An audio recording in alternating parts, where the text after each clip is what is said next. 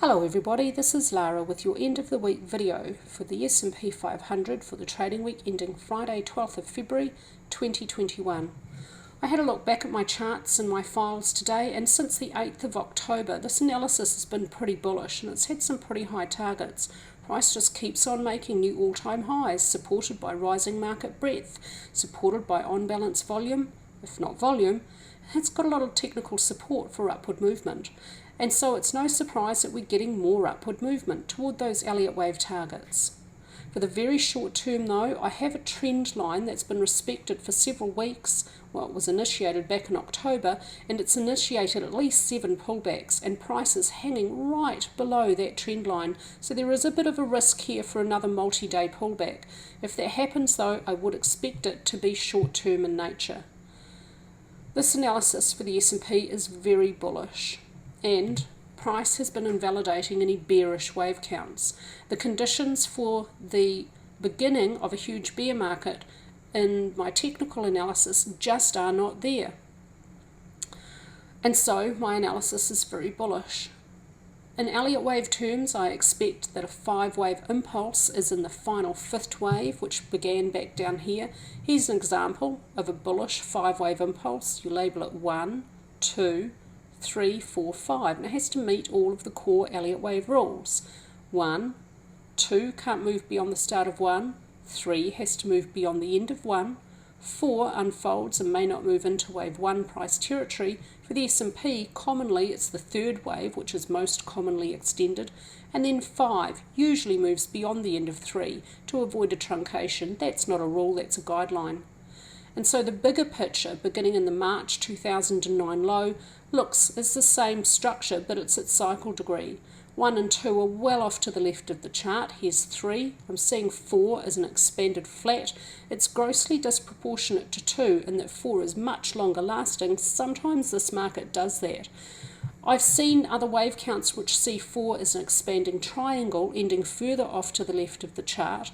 I don't like that wave count because of the even worse proportion between 2 and 4.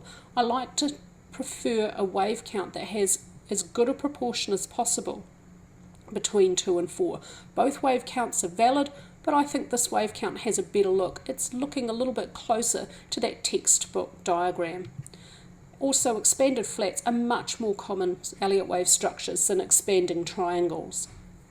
And so I'm seeing 3 and 4 over here, and then 5 beginning, most likely is a simple 5-wave impulse, with 1 and 2 maybe complete, 3, 4 and 5 still to unfold. And again, this is an impulse, which is what it looks like it's unfolding as. It has to meet all of those core Elliott Wave rules. 1, 2, 3 has to move beyond the end of 1, and it has to move far enough above 1 to allow 4 to unfold and remain above wave 1 price territory. Back in here, when I expected that 3 was in its early stages, I did warn members that price needs to move above this point, and when it gets above that point, probably won't overlap below that point for a very long time, which means that any long positions entered here could be held throughout the 3rd and the 4th and into the 5th wave if your outlook is a much longer term. And that's one example of how we can use Elliott Wave for investing. And so 3 has to be an impulse, and then 4 eventually to unfold. I also have an alternate way of labeling this though. We'll get to that at the end of the Elliott Wave analysis.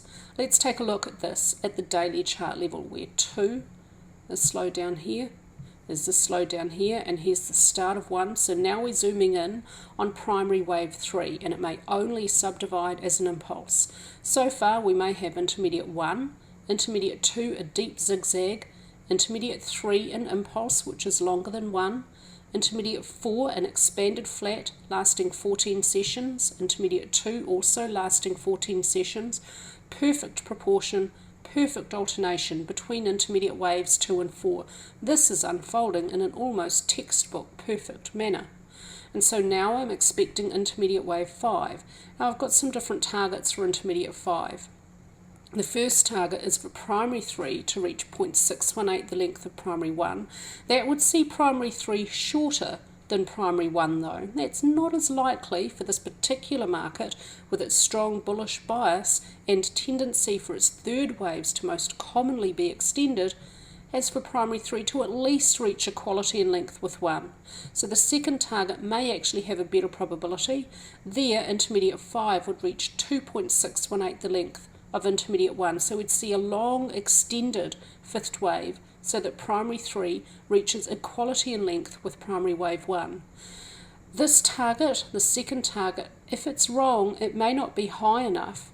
If, as we approach the edge of the second target, the upper end, and primary 3 reaches equality in length with 1, I'll be looking at the structure of primary 3. Is it complete, or does it need more room to unfold? If it needs more room, I'll calculate the next Fibonacci ratio in the sequence for primary 3 to reach 1.618, the length of 1.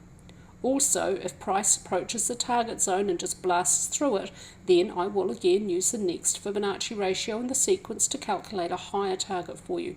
That's my usual approach to target calculation. Within intermediate wave 5, no second wave correction may move beyond its start below the invalidation point. This is an Elliott channel drawn around primary 3. Draw an Elliott channel from 1 to 3, place a parallel copy on 2. 4 in this instance remains contained within the channel. Price is finding resistance at the upper edge of this channel. This channel was initiated back in October last year, and it has initiated multiple pullbacks as price either gets close to it or touches it. Price is touching it again, so a word of caution, we could see a multi-day pullback. But if we do see a pullback, I would expect it to be short-term in nature, and I wouldn't expect new lows below the invalidation point for the short term. At the hourly chart level, I'm going to have two wave counts. I'm going to have minor 1 and 2 complete, minor 3 continuing as an impulse to reach equality in length with minor 1 so that it's not shorter than minor 1. Again, this market has a strong bullish bias and a tendency to have third waves which at least equal in length with the first, if not extended. And so minor 1 and 2, minor 3 an impulse with minute 1, 2, 3, 4 a triangle, and 5 beginning. Within 5, no second wave correction may move beyond its start. A little bit uneasy about putting this invalidation point so close. If it's breached in the short term, then I may need to relabel minute wave 4 and it may be continuing further, but I am going to label it over here because the structure could be complete, and if it continues further it's going to be grossly disproportionate to minute wave 2. Again, that idea of proportion between second and fourth waves is in play here, because it's the proportion between second and fourth waves that gives a wave count what we call the right look. Look at the proportion on the daily chart between intermediate waves 1 and 2. It's giving that wave count for primary 3 a textbook perfect look. You absolutely don't always get it like that, it won't always be that good, but the more gross your disproportion between the second and fourth waves, the lower probability your wave count. And so I've decided to put the invalidation point somewhat uncomfortably close right here at the possible start of minute 5. When minor 3 is over, then minor 4 may not move into minor 1 price territory. I'm comfortable with this invalidation point, certainly. Now another way of labelling it is the same to this low here, and now it's possible minor 3 could have been over and the triangle could have been minor 4. This actually has a pretty good look in terms of proportion, and it's looking pretty good, but here minor wave 3 is actually shorter in length than minor wave 1 in terms of price distance travelled, which means that minor 5 is limited to no longer than equality in length with minor 3, and primary 3 in its entirety for this wave count would have to end at or before this limit. So there's no invalidation point down here for this one, only this one. If this price point is breached, I'll probably discard this alternate. But for now, we need to consider it as another possibility. At the weekly chart level, it's also important to consider both ways of labelling this beginning bull market here. my first weekly chart labelled primary 1 and 2 over here, but I suspect this weekly chart may actually be more correct. What if primary 1 is not over? This weekly chart's really, really bullish. I haven't put targets on it. They're essentially the same, and they're on the daily chart now. But when primary 1 is over, a big multi-week or possibly to last a couple or a few months pullback or consolidation for primary 2, and then a big third wave for primary wave 3 would be expected. This wave count expects a much longer bull market for cycle wave 5, could last several years, could take us right through toward the end of the 2020s. This is a very bullish wave count, and it certainly has support from classic technical analysis. We'll get to that last. At the daily chart level, it's all 1 degree lower. The targets are the same, the channel is the same, the invalidation point is the same. I'll keep publishing this at the daily and weekly chart level until price tells us which of the two is correct. We need to be open and consider both possibilities.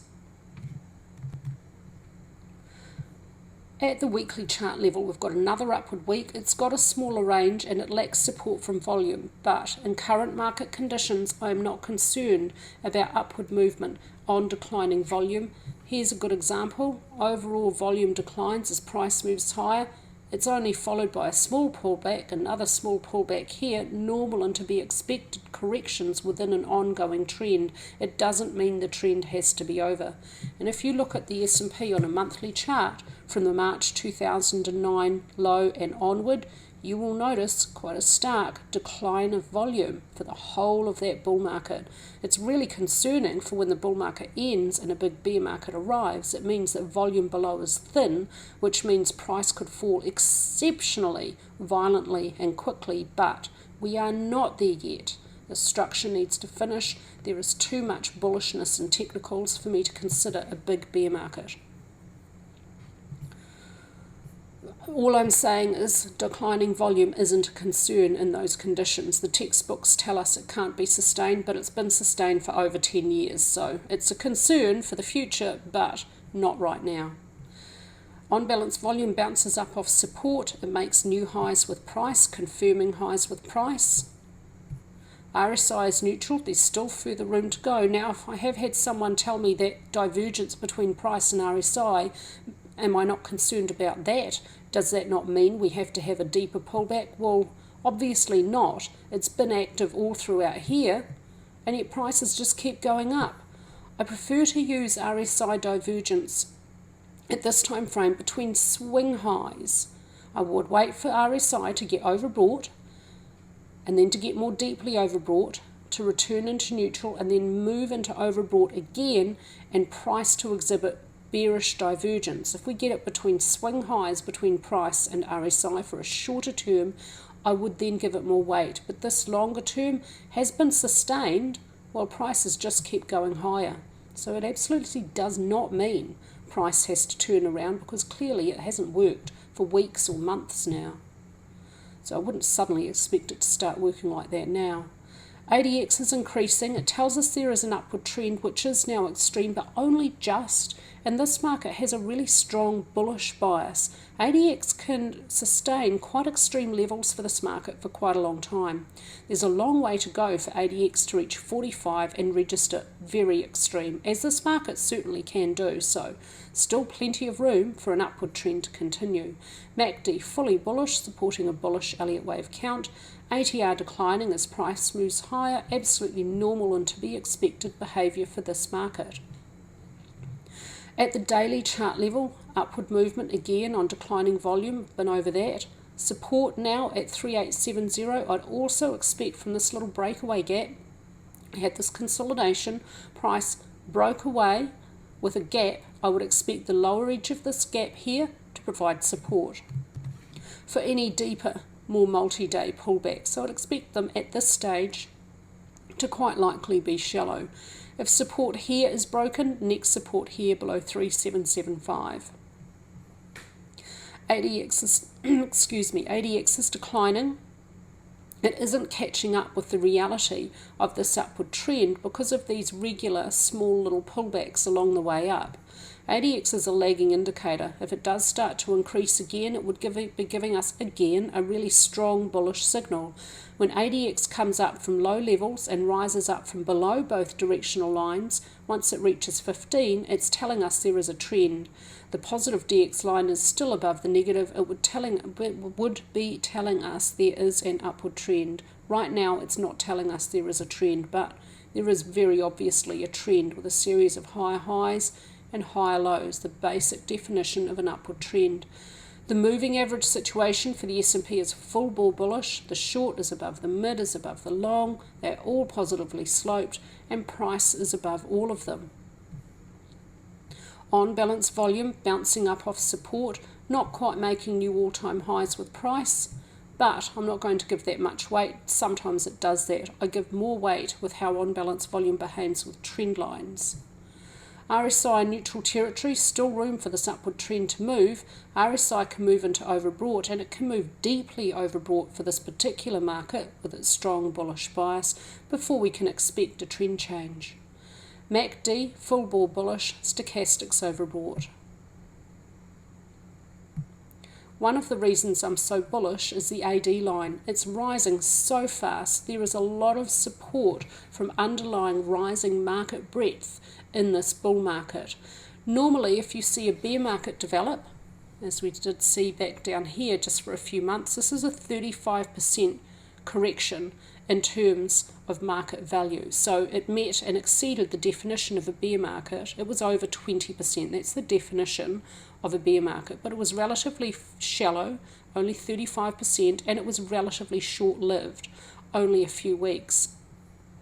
It came after no divergence at the weekly chart level. Well, we had a little bit here, but it disappeared at the end. And then we had a little bit in here in this first week. But it came after virtually no divergence between price and market breadth.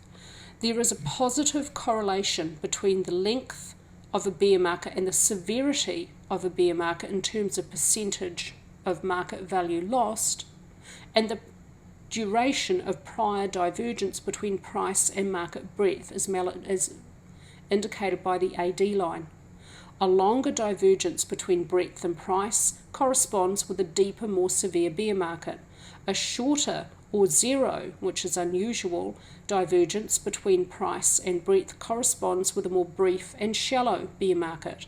And in over 90 years, there are only 3 examples of bear markets which have come after zero divergence between price and market breadth, and this here is the third.